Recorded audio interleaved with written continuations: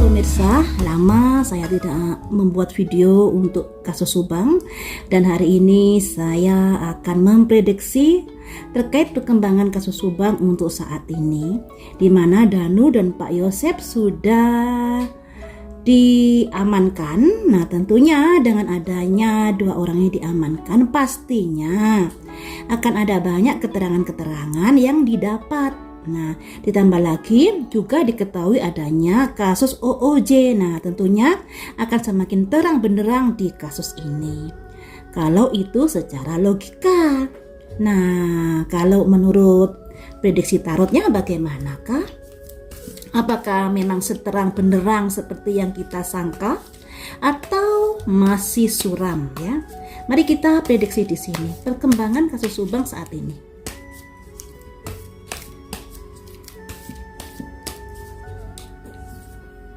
Ada inovasi, ada seremoni, temuan-temuan baru. Nah, temuan-temuan baru ini apakah sudah ditindaklanjuti ataukah didiamkan begitu saja?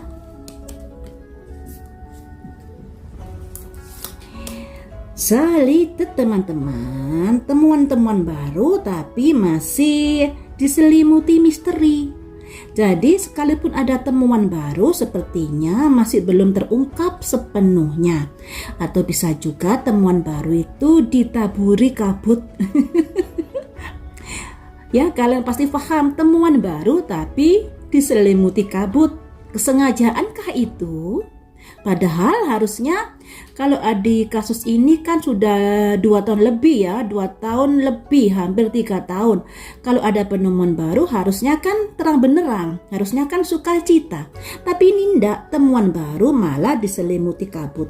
Ini katanya kurang jelas ya, kurang cahayanya ya. Kemudian mengapa bisa begitu? Karena kasus ini masih tarik ulur. Ada simbol ebb and flow.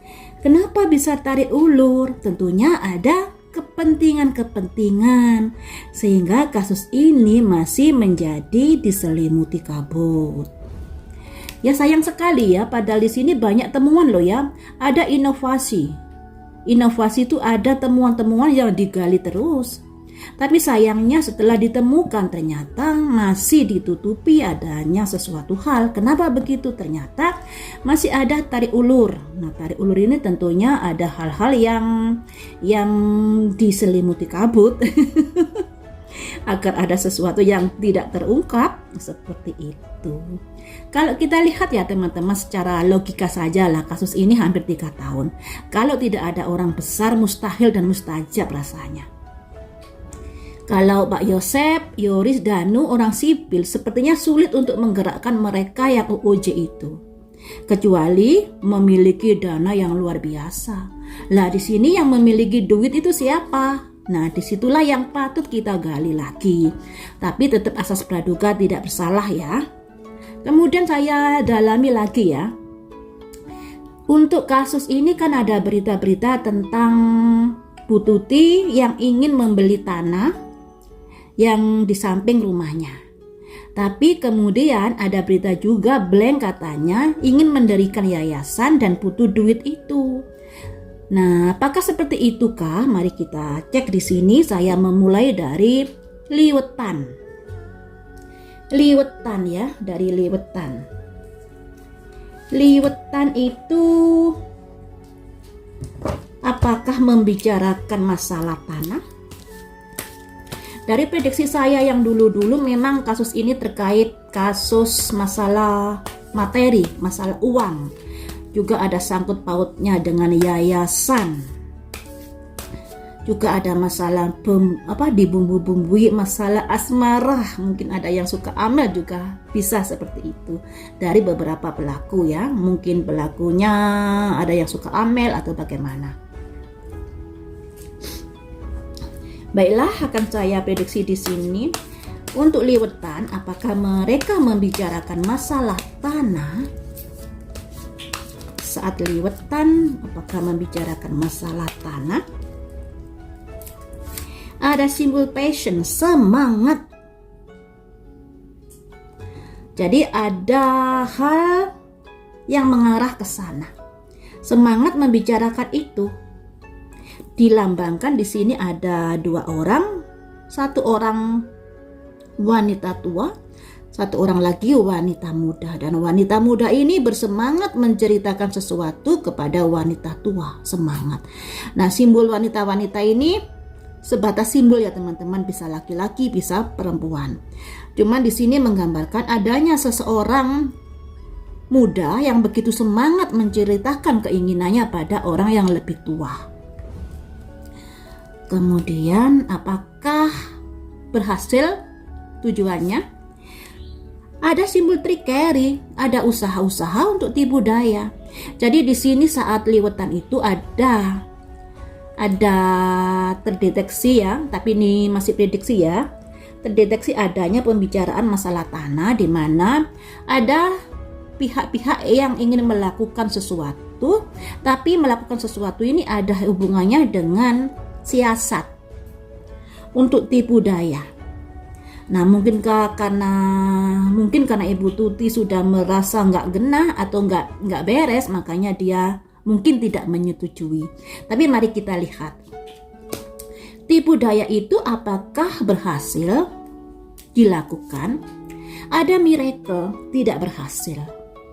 Seperti yang saya bilang tadi, bahwa ada pihak-pihak yang ingin melakukan siasat yang kurang bagus kepada Ibu Tuti. Tapi sayangnya Ibu Tuti tidak menyetujuinya. Makanya di sini ada simbol miracle, ya.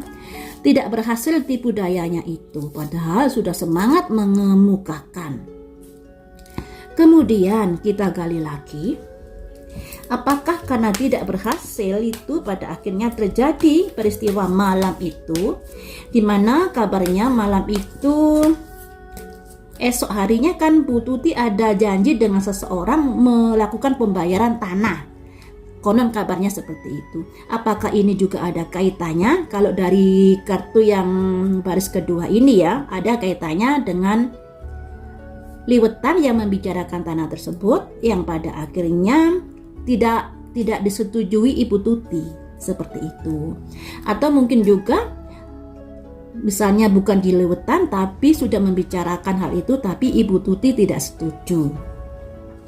Karena ada yang bilang liwetan itu hanya sekedar sekedar omongan doang, sekedar kebohongan, ada yang bilang begitu. Cuman di sini dijelaskan memang ada semacam percakapan antara Ibu Tuti dengan seseorang, di mana seseorang ini semangat mengemukakan keinginannya, cita-citanya, harapannya. Tapi sayangnya Ibu Tuti tidak bergeming. Karena Ibu Tuti lebih mementingkan mungkin beli tanah di samping rumahnya. Kemudian di sini teman-teman, apakah karena tidak berhasil melakukan tipu muslihat, pada akhirnya melakukan sesuatu kejadian di malam itu, di tanggal 18 malam itu, ada simbol insting. Nah, insting itu adalah naluri. Simbolnya serigala. Serigala itu binatang buas ya. Jadi di sini berpikirlah hal-hal yang membuat amarahnya timbul dikarenakan tidak disetujuinya dari tipu dayanya pada Ibu Tuti tadi. Kemudian apa yang terjadi di malam itu? Ada simbol soulmate, ada hubungannya dengan tanah. Ada ini ya, hubungannya dengan tanah. Hubungannya soulmate itu juga bisa dikatakan soulmate ini juga bisa dikaitkan adanya hubungan yang begitu dekat. Nah, di sini kita tahu Ibu Tuti dan Amel ini salah satu pengurus yayasan, di mana Ibu Tuti sebagai bendahara, Amel sebagai sekretaris, sedangkan rekening dari sekolahan dan yayasan itu atas nama Amel. Jadi kalau ada sesuatu pasti melalui rekening Amel. Cuman di sini kabarnya sudah ada uang tunai di rumah tersebut. Nah, ini benar dan tidaknya kita juga nggak tahu ya. Kabar-kabar angin yang saya ikuti dari konten-konten YouTube yang mengawal kasus ini, konon kabarnya 400 JT itu ada uang tunai di TKP. Kabarnya seperti itu. Nah, di sini pelakunya ternyata ada hubungan baik dengan Ibu Tuti, ada hubungan soulmate di sini. Selanjutnya, apa yang terjadi? Recovery, pintu pembuka. Pintu pembukanya adalah orang yang dekat dengan Ibu Tuti, yang ada hubungannya dengan tanah, yang ada hubungannya memiliki cita-cita tapi nggak kesampaian, dan pada akhirnya melakukan tipu muslihat tapi Ibu Tuti tidak bergeming, tidak kena tipu. Makanya di sini ada amarah-amarah yang meledak. Ini kita tutup sampai di sini ya. Kemudian lah, hubungannya apa dengan OOJ? Apakah orang sipil bisa mengendalikan OOJ? Tentunya kalau orang sipil ya bisa aja, tapi harus duitnya banyak. Tapi saya rasa kalau di kasus Subang ini, perintah OOJ ini adalah pembesar. Nah, makanya saya memiliki pemikiran. Apakah pembesar itu yang memiliki cita-cita yang sama dengan seseorang yang penuh semangat tadi menyampaikan keinginannya kepada Ibu Tuti, sehingga ketika terjadi peristiwa itu pada akhirnya ada kekhawatiran kalau namanya terseret, kalau begini, kalau begitu, apakah seperti itu, sehingga langsung gerak cepat memerintahkan orang-orang yang di bawahnya untuk melakukan sesuatu pembersihan di TKP. Karena di sini gerak cepat loh ya. Kejadiannya 18 malam hingga pagi. Kesiangan mereka. Kedodoran rencananya. Tapi mengapa kok bisa bertahan sampai hampir 3 tahun ini? Pasti ada seseorang besar yang di belakang ini. Itu sudah apa ya, saya sudah yakin ini. Nah, makanya di sini mari kita lihat. Apakah orang besar ini, saya pakai kartu ini ya, ini aja. Apa ini aja? Apakah orang besar ini sudah melakukan perencanaan dengan seseorang yang ingin mendirikan yayasan baru, yang ternyata keuangannya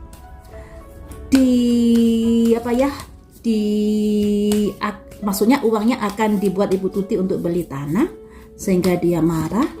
Apakah pembesar itu sudah ada atau sudah ada kayak rundingan-rundingan dengan seseorang yang penuh semangat tadi?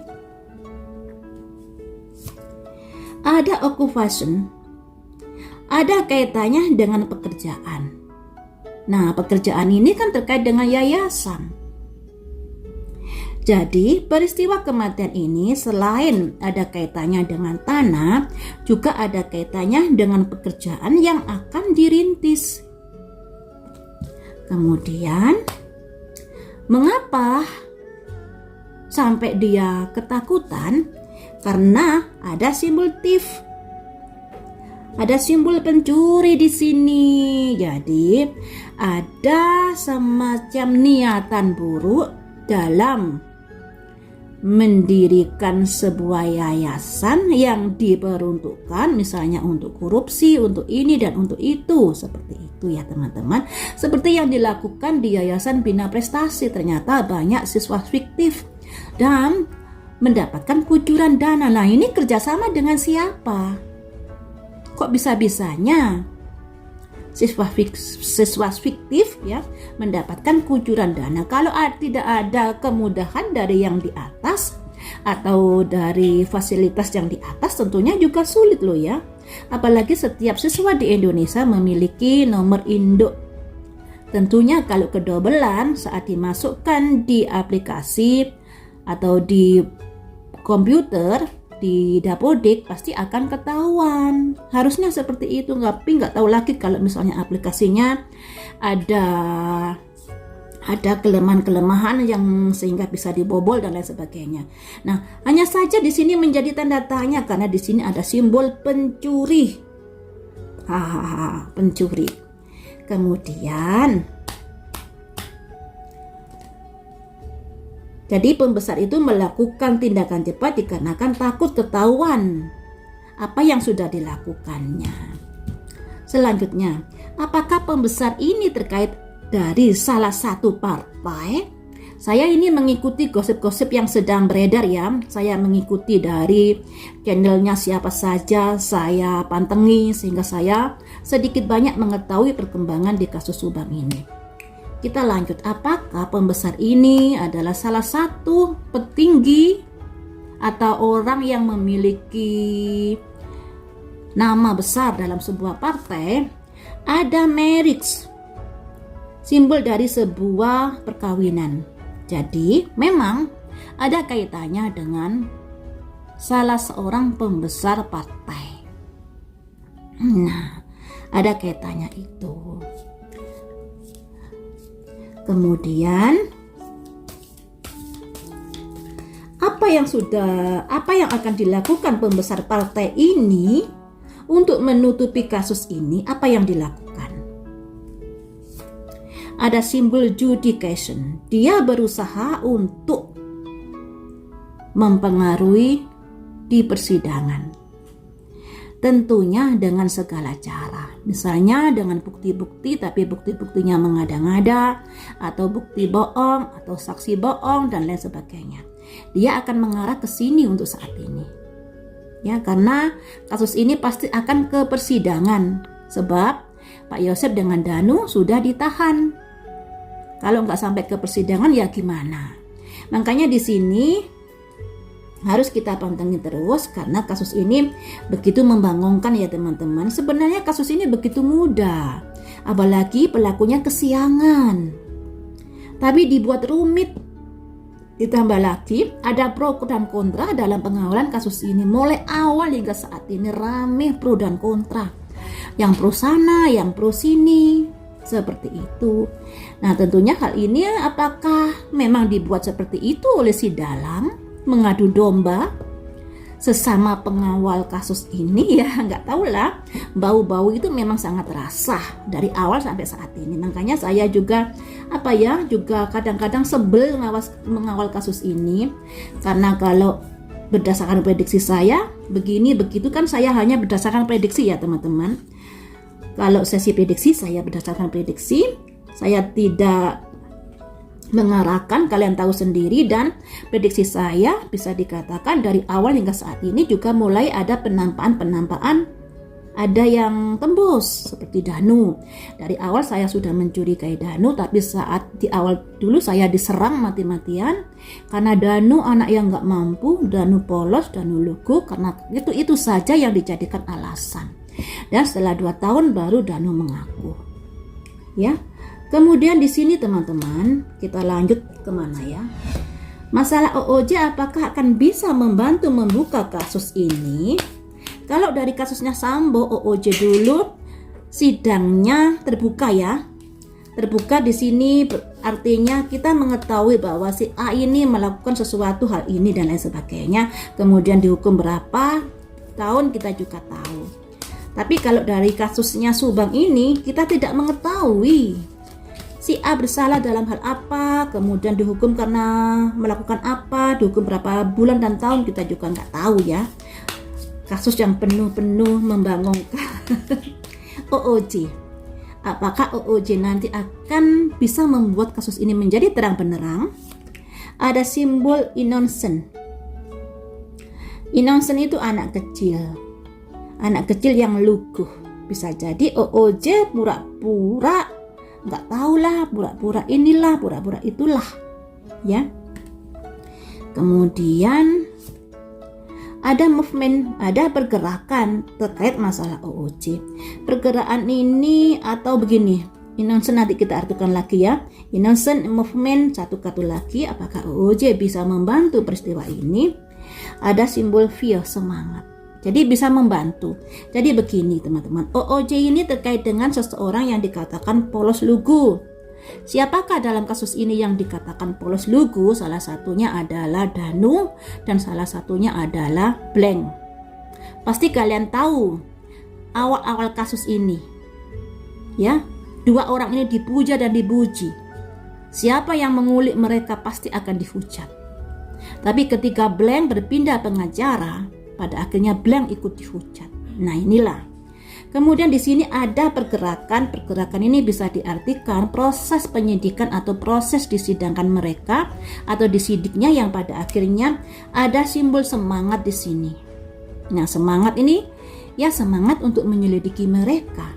Kemudian hasilnya endingnya ada rilis, yaitu ada pengumuman.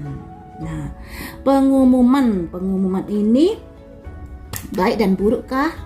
Untuk perkembangan kasus ini ada celebration, teman-teman, ada merayakan. Nah, ini yang kita tunggu karena kita sempat negative thinking pada OOJ ini ya teman-teman, tapi ketika ada kegigihan untuk menyelidiki mereka, pada akhirnya ada celebration ini. Jadi OOJ nanti sedikit banyak membantu dalam pengungkapan kasus ini.